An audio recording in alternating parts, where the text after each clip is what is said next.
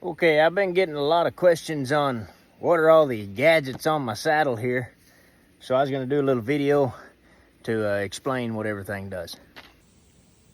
So the first things first, this is my bridle. It just hangs on my saddle horn. No big deal. We're gonna take it off for the purpose of the video. We'll start at the front here and go back. This is a pulling collar. I like the pulling collars because they come down where the shoulder meets the neck. It doesn't hinder any kind of movement. I've found that the breast collars that come across the shoulder hinder the movement of the mule's shoulder. Okay, the next thing is this pad. Now this is just a felt pad. It's got the leather wears on it. You don't have to have those. This is a 3/4 inch, I believe. It's got a cutout in the front, and I cut out a gap in the back where their backbone is raised. The mule's backbone is raised. So that is my pad.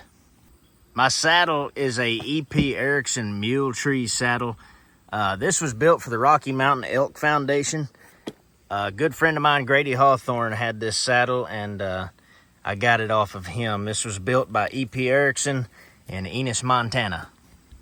My stirrups, I have tapaderos. These just protect your feet from the brush, keep any sticks from coming in and getting you hung up. This is the part that confuses a lot of people.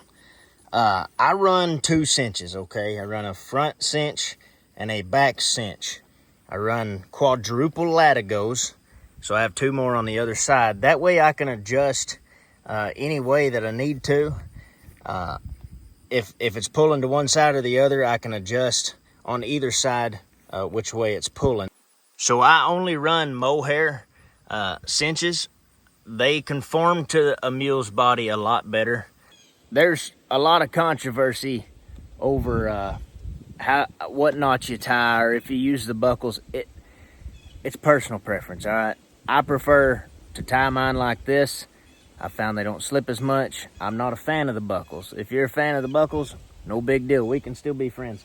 Okay, back here at the back, this is called what we call down here in the South breeching. But some people up north call it breeching.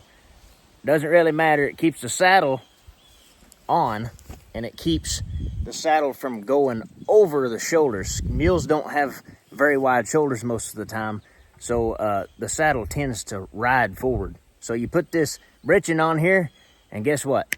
Your saddle is in the right spot. It stays there, especially when you're going down mountains. Okay, over here on the off side of the mule, I've got a gun scabbard. I prefer to carry mine this way. Again, just like how you tie off your knots, personal preference, no big deal. If you want yours going out towards the back, we can still be friends. Again, quadruple latigos. This one's under there. Other than that, I run some leather saddlebags that I got off my friend Grady, and really there's nothing to it. It's got hand cutouts in the back here. They're really nice for when you're heading down a pretty steep grade. They'll help you quite a lot. One thing I didn't explain, a lot of people on their breeching come up to the front girt. Again, personal preference. I like to just come right here to the back of the saddle. It's no big deal. It's got double D's on this saddle. These are for your latigo, so you can move your latigo wherever it needs to be on the mule to fit the mule best. I really like this saddle. If y'all have any more questions, just drop them down in the comments, and I'd sure be happy to show you. Thank y'all for watching.